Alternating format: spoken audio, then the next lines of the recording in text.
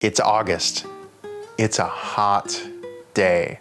And what better to alleviate the heat than an ice cream sandwich? But how do I make it, you ask? Curtis, how do I make an ice cream sandwich? Well, you can use store-bought ingredients. You can use store-bought ice cream, or you can use the ice cream that I made on Patreon as this month's duck egg show. You can also buy a store-bought cookie or a brownie or whatever you'd like to sandwich your ice cream in.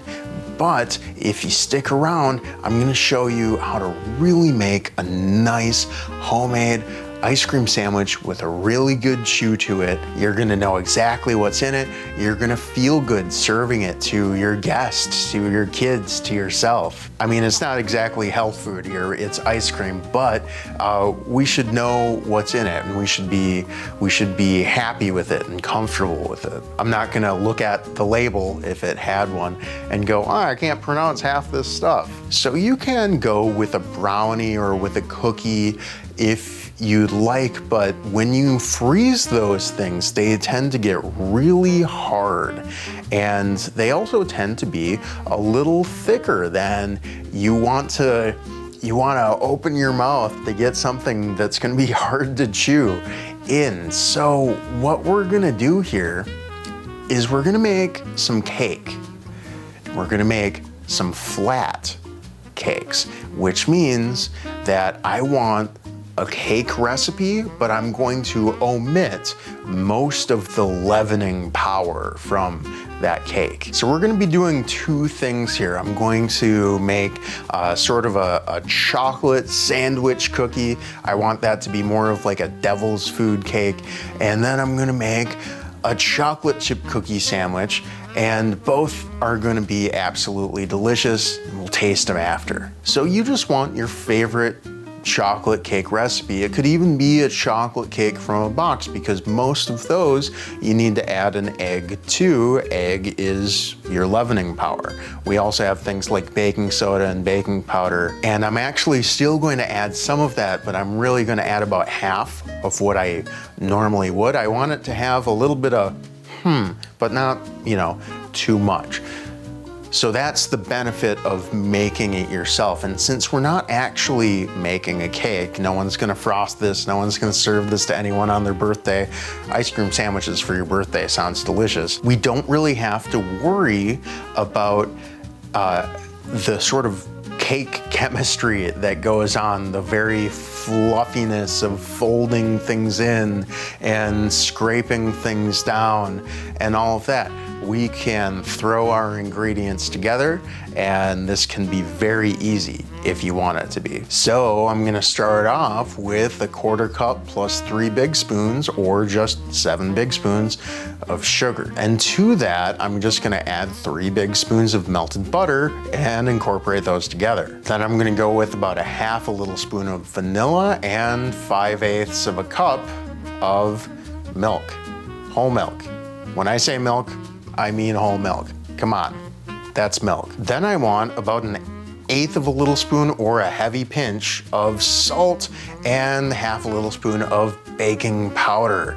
That's gonna be a little bit of leavener. Baking powder reacts to heat, so when we get that in, it's gonna rise just a little bit. Now, if you want this to rise all the way, do a full little spoon of baking powder and 1 egg. Again, we're not adding any egg to this. Next, I want my dry ingredients, and I'm gonna start off with 3 big spoons of cocoa powder. And we're gonna have to sort of fold this in. Cocoa powder doesn't really like getting wet, so this is really the only sort of meticulous ingredient that we're using, but we're not really gonna get it to incorporate fully unless we do this. So just have fun with it, play a little game with yourself, be like a little kid jumping in the puddle, see how wet you can get it, and then after that, we're going in with our all-purpose flour. 1/2 cup of all-purpose flour, to be more specific, which is 60 grams of flour. We add this last because we don't want there to be a lot of gluten development in the cake. A cake is supposed to be crumbly, it's supposed to come apart easily, and gluten is what holds bread together, right? We want this to crumble, not to tear. I also think it's important to let you know that I'm using buttermilk here. You don't have to, I just have it and I would rather use it than not. And once this is all incorporated, and it's gonna be a little bit like a pancake batter. If there are a few lumps in there, I'm not really gonna care that much. I'll just set it aside. I'll let it rest, give it a quick turn before I get it into my bread pan. My bread pan I've lined with some parchment paper, and I've snipped down the edges so that I can wrap this ice cream sandwich bread in parchment paper and get it out easier so that it doesn't break in there. I can get one whole piece out. So I just want to pour this in, scrape anything I can off. I want it all in there, and we're gonna bake this at 350 Fahrenheit, around 180 Celsius for 15 minutes. Check it at 15. Toothpick goes in. If it comes out dirty, bake it for more. I ended up going for 18 minutes. When your chocolate cake comes out of the oven, you want to let it cool down completely because it's going to house ice cream in the middle. You don't want this to melt. So I'm gonna cool it down completely before I slice it lengthwise down the middle to fit my ice cream in. And I'm gonna use my Devil's Food ice cream that I made on Patreon to get in the middle of this. Now, if you really want this to lay nicely, you can let the ice cream sit out for just a couple of minutes. Me, I was trying to beat the clock before my other ice cream sandwich fixings came out of the oven. So I just went in cold and I smashed down. Now, if you're gonna do that, I would put it back into the pan and I would cover it with another layer of parchment and push down slowly. All right, and we're gonna get this back into the freezer, let everything firm up before we cut it into ice cream sandwich bars. And look at this. It's definitely homemade looking, but it's reminiscent enough of a store-bought ice cream sandwich. I don't think anyone is gonna turn their nose up at this. So what if I want to use the vanilla bean ice cream that I made? Well, I have another cake, ice cream sandwich bread recipe for you, and it's largely gonna be the same thing.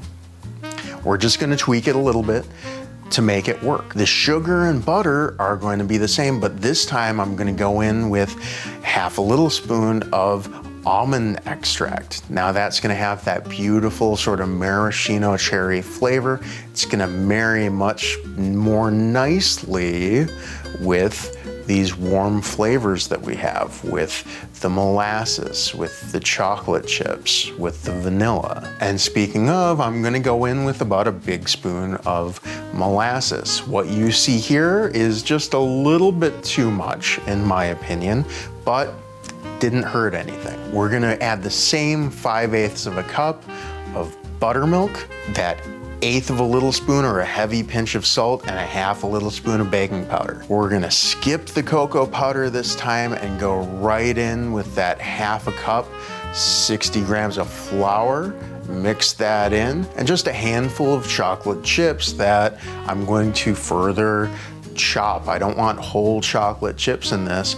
I want to be able to chew tiny pieces of chocolate because remember, it'll be frozen. So this time I'm going to line a baking sheet with parchment paper and just pour my batter right on that parchment paper and spread it out as thin as I can. And I just want to make one cookie sheet, one chocolate chip cookie cake sheet, and no one's going to want to eat this all by itself.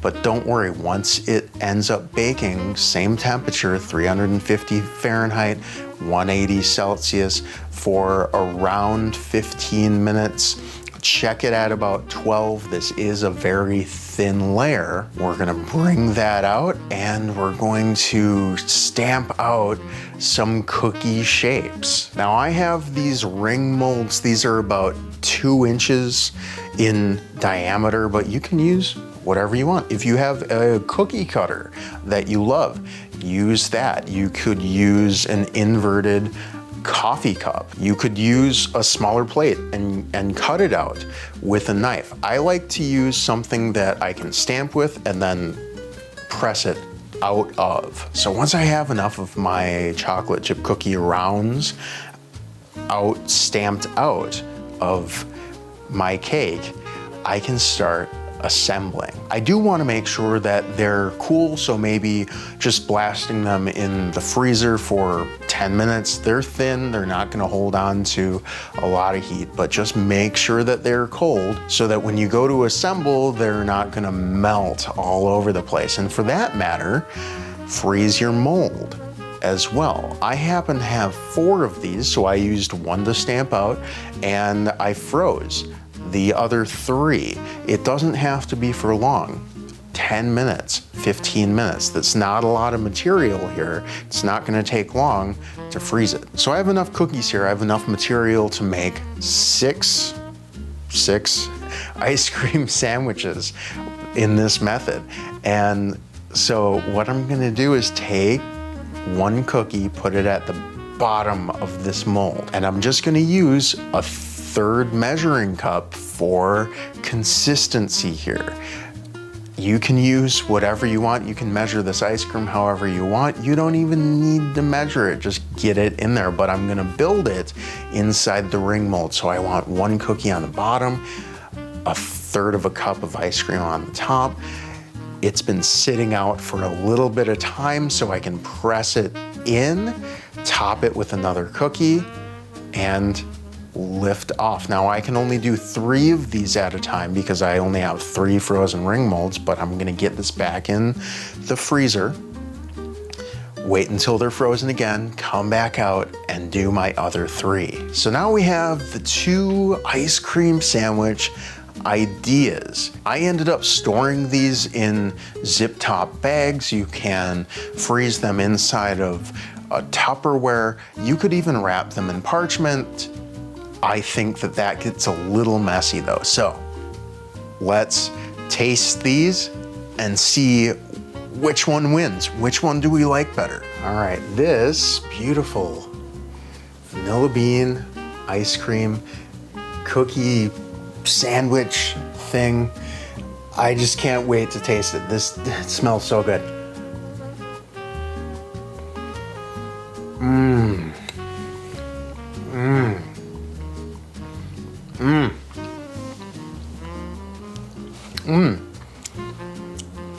The outside, it's so wonderful. It's nice and chewy. It tastes like a chocolate chip cookie, but it's frozen and I can still chew it.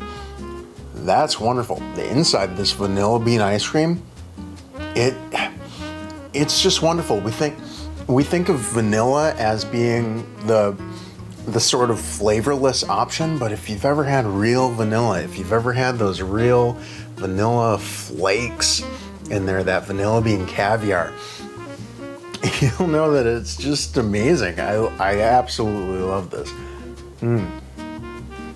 And our devil's food, our chocolate ice cream sandwich. Look at that. That's just very nice.